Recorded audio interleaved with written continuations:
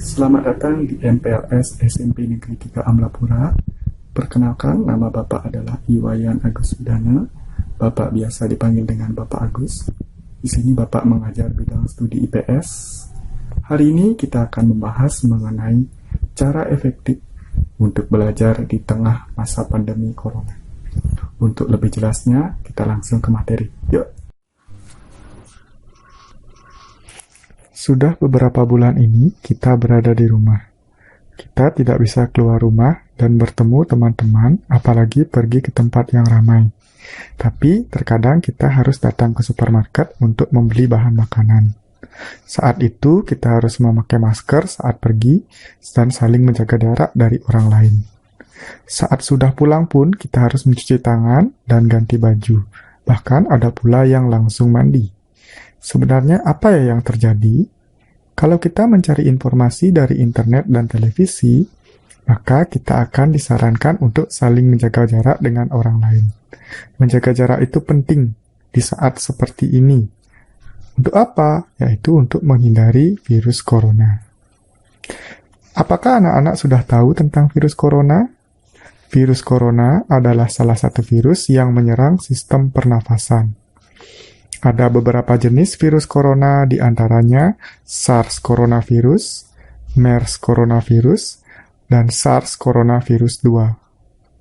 SARS coronavirus menyebabkan penyakit SARS yang muncul pada tahun 2002 yang lalu.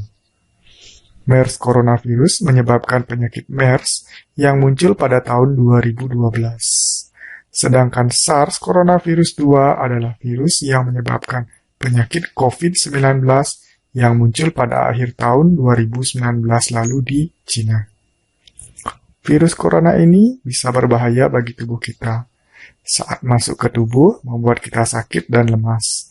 Kita jadi demam, bersin, batuk, dan tidak jarang pula menjadi sesak nafas. Saat kita batuk, percikan ludah akan keluar dari mulut. Begitu juga saat bersin, mungkin lendir bisa keluar dari hidung. Percikan lendir atau ludah itu mengandung virus corona yang bisa menempel di berbagai tempat, mulai dari tubuh, buku, jatuh ke kemeja, dan lain-lain. Kalau orang lain memegang benda-benda tersebut, maka virus corona itu akan menempel di tangan atau tubuh mereka. Nah, kalau sudah tangan mereka itu memegang hidung atau mulut dengan tangan yang terkontaminasi, maka virus corona akan dengan mudah masuk ke dalam tubuh mereka.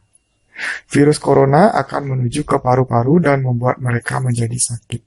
Corona merupakan penyakit yang sangat berbahaya bagi manusia. Adapun pencegahan virus corona dapat dilakukan dengan yang pertama adalah dengan tetap tinggal di rumah.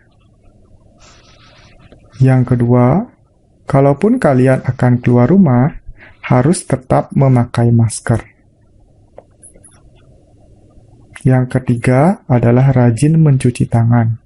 Dan yang keempat adalah makan makanan yang sehat. Salah satu dampak dari adanya virus corona ini adalah siswa belajar di rumah selama beberapa bulan. Sehingga semua kegiatan tatap muka atau pembelajaran yang biasanya dilakukan di sekolah dialihkan menjadi moda daring.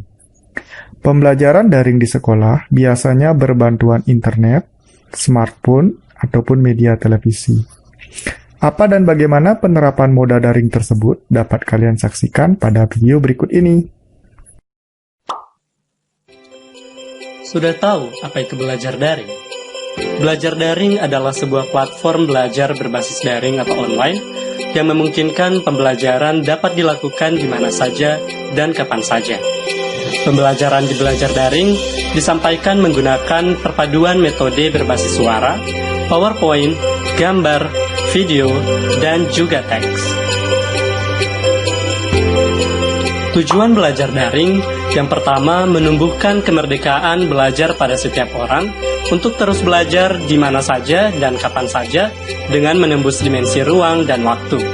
Yang kedua, membagikan edukasi teoritis maupun praktik, baik pengajaran yang menginspirasi, memberikan pemahaman baru, serta keterampilan baru dengan berbagai materi yang menarik dan mendidik. Yang ketiga, mempromosikan Anda yang mempunyai keilmuan dan keahlian terbaik untuk menjadi narasumber di Belajar Daring.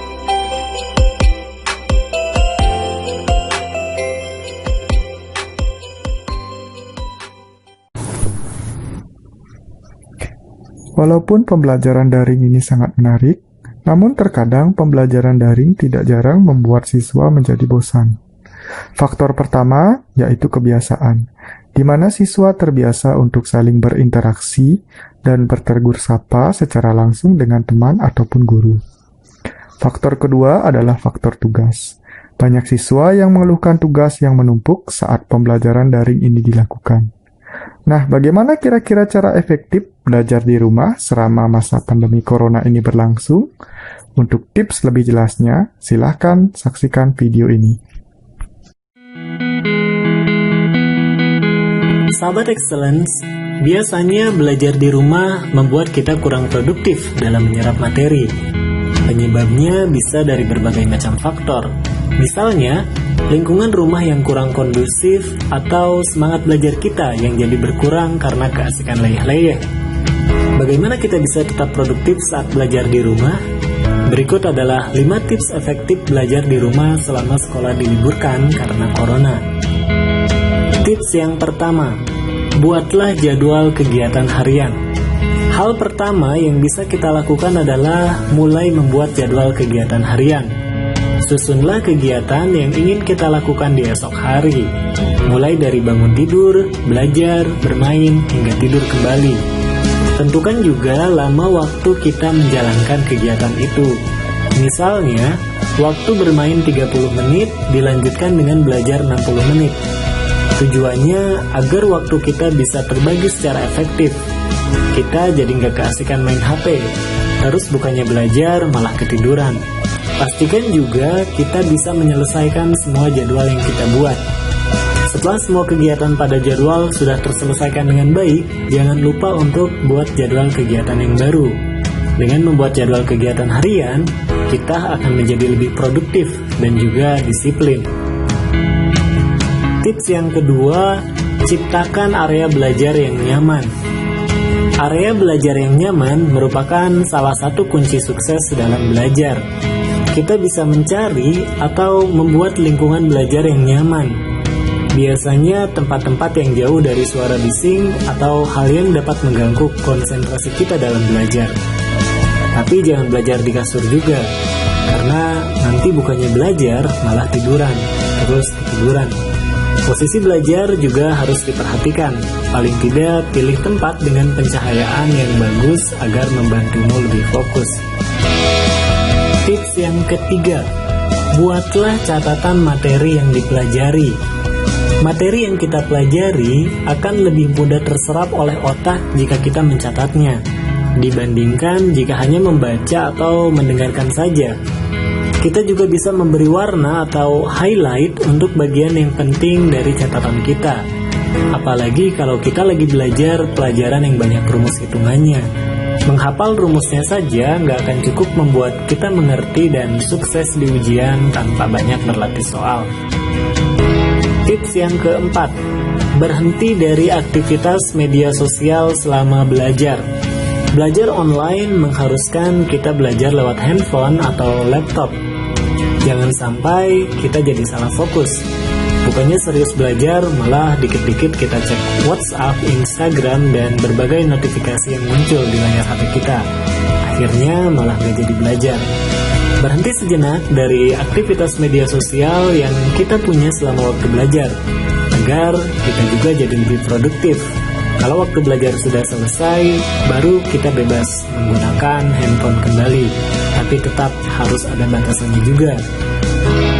Tips yang kelima, istirahat sejenak. Poin yang terakhir ini penting untuk meningkatkan produktivitas dalam belajar. Saat kita sudah mulai jenuh membaca buku beberapa halaman atau pusing gak nemu jawaban dari soal latihan, kita bisa rehat sejenak. Misalnya kita keluar rumah untuk menghirup udara segar, membuat teh atau susu, atau bahkan melakukan stretching. Istirahat sejenak dari buku atau laptop juga penting untuk kesehatan mata kita.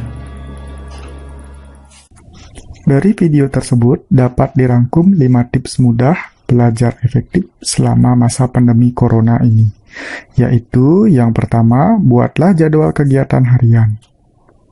Yang kedua, ciptakan area belajar yang nyaman. Yang ketiga, buatlah catatan materi yang dipelajari. Yang keempat, berhentilah dari aktivitas sosial media.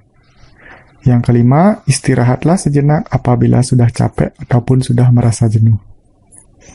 Kehidupan pada masa pandemi corona ini memang sangat menyulitkan kita, terutama bagi siswa yang tidak dapat lagi belajar secara maksimal dan kehilangan kebebasan untuk bermain bersama teman-temannya. Janganlah virus corona ini dijadikan alasan untuk tidak belajar, karena belajar itu tidak hanya dari guru, buku, maupun internet. Belajar juga dapat dilakukan dari aktivitas terkecil sekalipun dalam kehidupan sehari-hari, seperti membantu orang tua ataupun pembiasaan bangun pagi.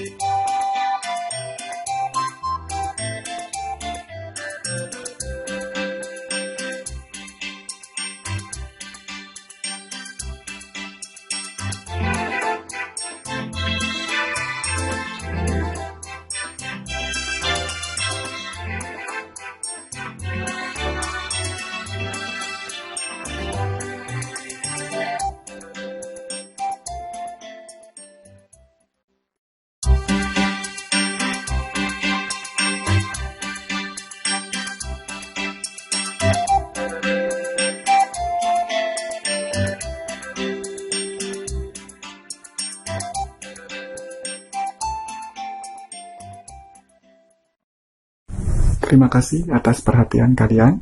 Apabila Bapak dalam penyampaian ini ada hal yang kurang berkenan, Bapak minta maaf. Semoga kita sehat selalu dan bisa bertemu lagi di tahun ajaran yang baru. Sampai jumpa.